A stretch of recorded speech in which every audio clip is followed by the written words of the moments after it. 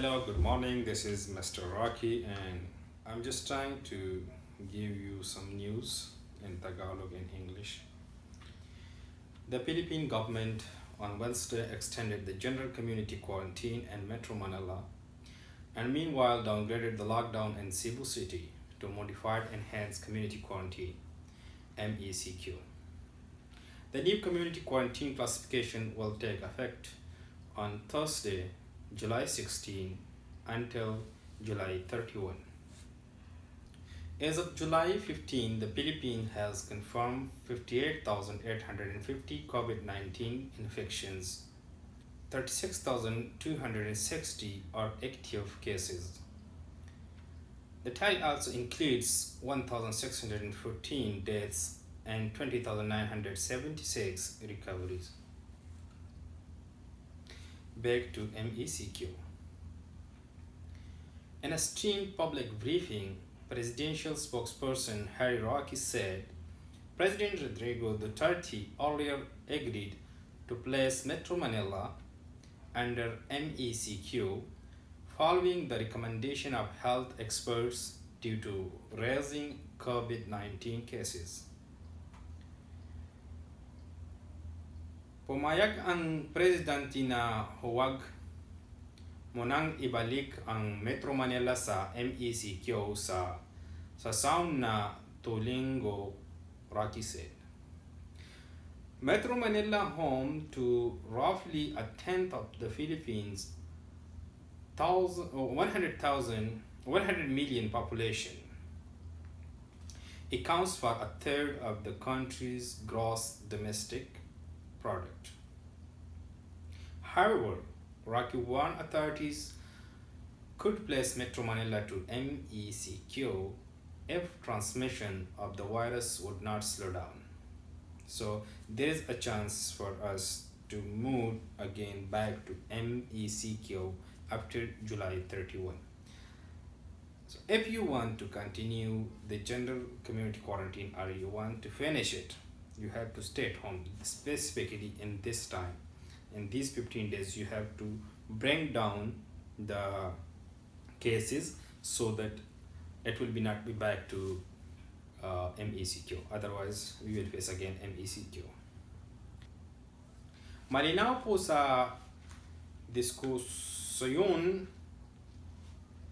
na kapag hindi napakabal ang pagkalat ang COVID sa Metro Manila, posibleng bumalik sa MECQ pagkatapos nitong Tulingo, he said. UP Professor Ranjit Singh Rai, who is the part of the UP Octa research group, presented to the President's cabinet two options in fighting the virus. He said Metro Manila could remain under GCQ as long as authorities would scale up testing, tracing, isolation, and treatment of COVID-19 cases. We feel the impact is it will take longer to control it, but we will be able to control it, he said. The UP Octa research group earlier said COVID-19 cases in the Philippines may surpass the 100,000 mark by end of August. The group urged the government to further tighten border control, ramp up coronavirus screening, and bring those who test positive for the virus to isolation facilities instead of going on home quarantine. And I think that's a good decision. Especially the spread of COVID-19 will be controlled once a person is positive and you put him in isolation or isolation places where you have it. So if you let them to go home for quarantine, I think that's not possible to control. Anyhow, let's go further. 3 personnel medical center sa Iloilo City nagpositibo sa COVID-19. Iloilo City. Tatlong person nag-Western Visayas Medical Center sa lungsod na ito ang nagpositibo sa COVID-19 ayon sa Department of Health Center for Health Development Region 6 nitong Miyerkules. Isang nurse, isang radiologic technologist, at isang institutional worker ang tinaman nagsakit. Ayon sa DOH-6, naka-quarantine na sa WBMC ang 3 personnel.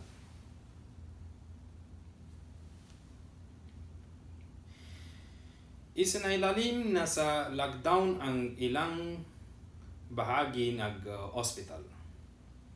Kabilang dito ang dalawang ward, bahagi ng emergency room para sa non-COVID patients at bahagi rin ng radiology department.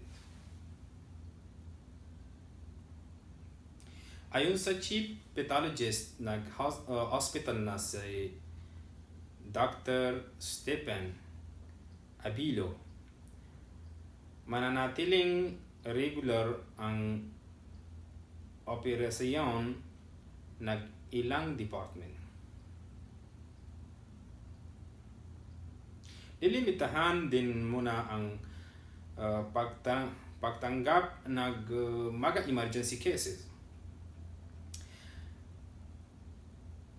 Naglagay na sila makishift tent sa labas para sa malubhang emergency cases.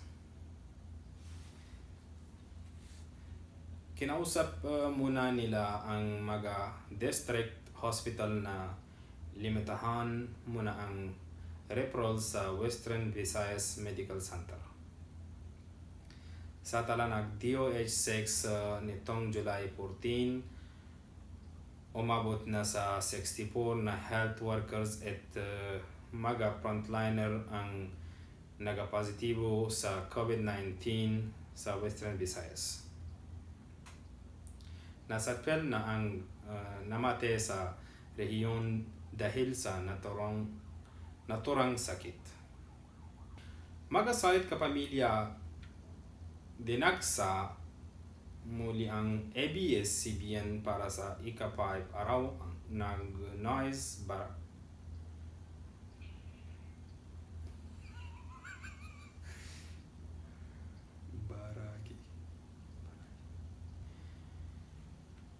Ika-5 araw na nagunit, dumadagundong pa rin ang ingay, nagmagasalit kapamilya supporters sa isang gawang noise barage para sa ABS-CBN network nitong Miyerkules. Sa labas himpilan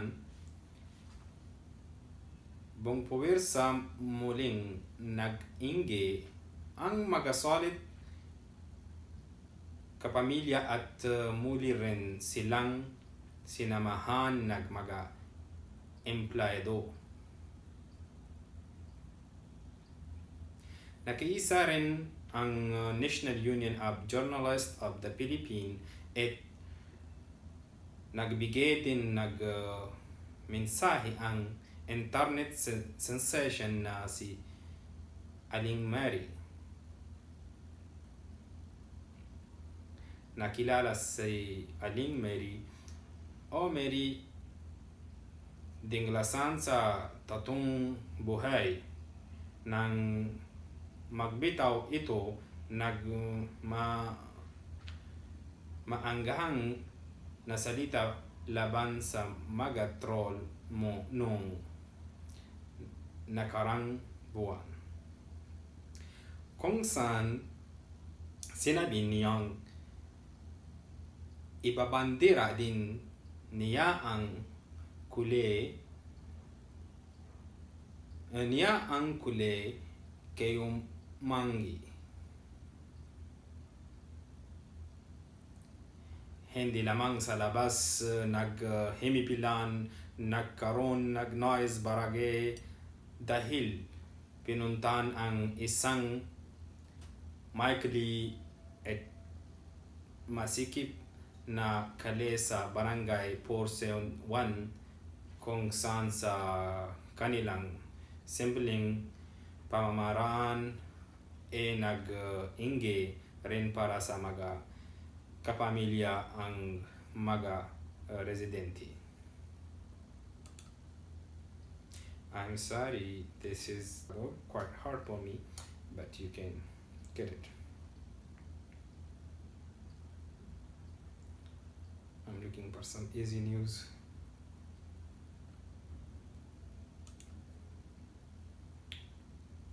Hybrid elections sa 2022 posibleng maapektuhan ng COVID-19 pandemic kumilik.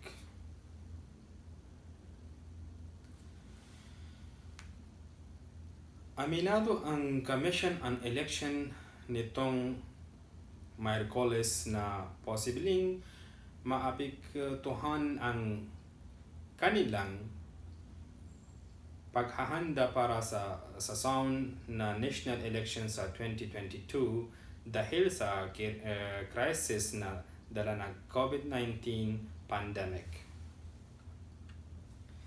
Sa pagding Senate Committee on Electoral Reforms and People Participation, natanong ni Sen. Amy Marcos, chairman ng committee kung naglaan na ba nagpundo ang COMELEC para sa isinusulong ng hybrid election. Paliwanag ni COMELEC Commissioner Morlene Casquillo, nagsumiti na sila nag-budget sa Department of Budget and Management para sa mga bagong equipment na abot sa 24 billion piso. Hindi pa umano kasama dito ang pondo para sa projector at barcode sa bawat cluster present na abot pa 2.5 billion piso. Sa hybrid election, isinusulong na magkaroon ang bawat presento projector para sa transparency lalo na sa transmission ng boto. ABS-CBN implies na balut naglungkot panggamba sa pagpatay sa parangkisa.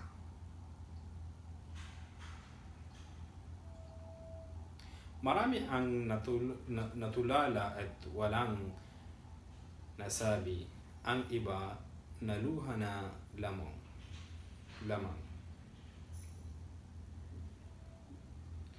Sumunod dito ang takot, lalo na't ang ibig sabihin naghutal sa ABS-CBN franchise para sa mga empleyado ay marami ang mamawalan nagtrabaho sa panahon ng coronavirus disease 2019 COVID-19 pandemic. Ang iba hindi napigilan na ibulalas ang kanilang salubin. Marami ang nanggako na sa kabila ang lahat, tuloy ang serbiso'y kahit mas limitado na ang plataforma ng network. Para sa mga taga-balita, sila ang balita Ngayong araw at tumutok din ang ibang local at international news agencies. Namayani ang lungkot at uh, panggamba sa mga talent at empleyado ng ABS-CBN na gayong ibinasura na ang nagkamara ang aplikasyon nag prangkisa ng network. May ilang empleyado tulad nina Zinay Hernandez at Tricia Sipin Pawang, mga producer ng morning show na Umagang Kay Ganda na malaking dagok para sa kanila at sa kanilang mga pamilya ang umano pagpatay sa prangkisa ng network lalo na at may pandemya.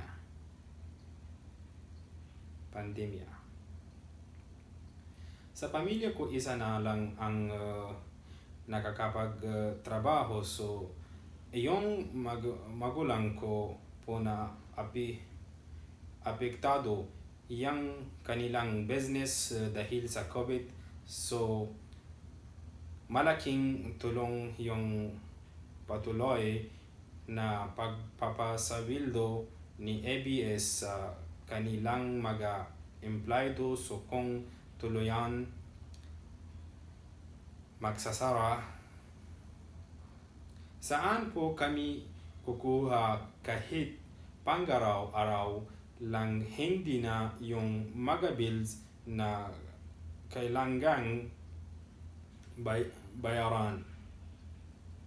Anisipin.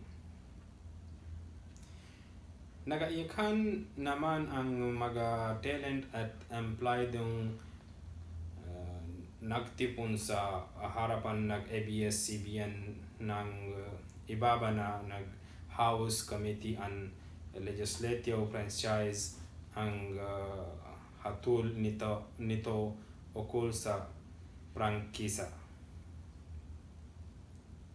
May bahid man naggalit, may ilang talent na magsabing mayroong konting pag-asa sa kabila ng sitwasyon ng network. The news too much. I think this is enough.